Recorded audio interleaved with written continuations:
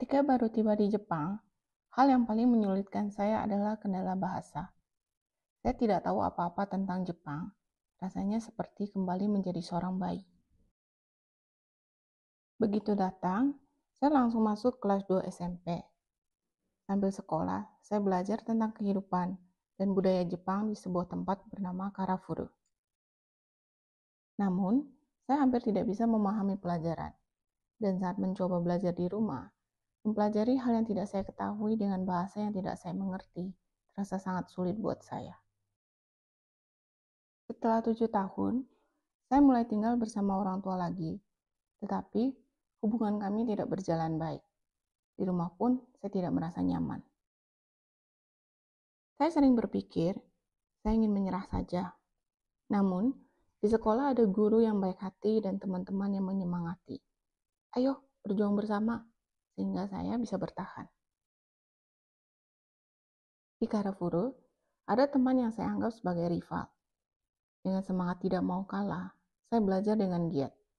Perasaan itu menjadi dukungan buat saya, dan perlahan saya mulai terbiasa dengan kehidupan di Jepang. Akan tetapi, saya menyadari bahwa hidup tidak semudah itu. Saya kurang begitu memahami bahasa Jepang. Tidak ada orang yang bisa saya ajak konsultasi, sehingga rasa percaya diri dan semangat saya hilang. Saya merasa putus asa. Walaupun begitu, karena tidak ingin kalah, saya terus fokus belajar. Di tengah semua itu, meskipun orang-orang penting yang mendukung saya sejak kecil telah meninggal, saya tidak merasakan apa-apa. Saya hanya terus belajar untuk mencapai tujuan masuk ke SMA yang sama dengan rival saya. Berkat usaha giat, nilai-nilai saya meningkat, dan saya sangat senang bisa mendapatkan nilai yang sama pada ujian terakhir. Namun karena masalah keluarga, saya tidak bisa masuk SMA tersebut. Saya merasa semua usaha saya sia-sia. Adanya tekanan dari orang yang seharusnya melindungi saya, membuat saya stres dan kecewa, yang hampir menghancurkan hati saya. Tetapi, saya percaya kepada Tuhan. Hidup seperti mengendarai sepeda. Jika tidak bergerak maju, kita akan jatuh. Karena itu, saya memutuskan untuk terus maju. Saya tidak ingin mengecewakan orang-orang yang telah mendukung saya sebelum datang ke Jepang. Dengan kata-kata motivasi, masa lalu biarlah menjadi masa lalu. Mulai sekarang adalah awal yang baru. Dan saya masuk ke SMA kelas malam.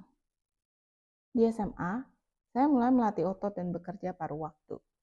Di pekerjaan di minimarket, percakapan sederhana pun terasa sulit.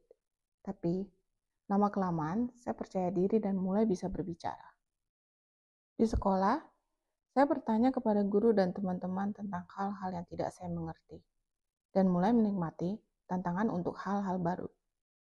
Saya menjadi perwakilan kelas untuk presentasi, dan di festival budaya, saya menjadi ketua pembuatan papan nama. Sedikit demi sedikit, saya menemukan kembali rasa percaya diri dan jati diri saya yang hilang. Namun, di tengah itu, sahabat masa kecil saya meninggal karena kecelakaan.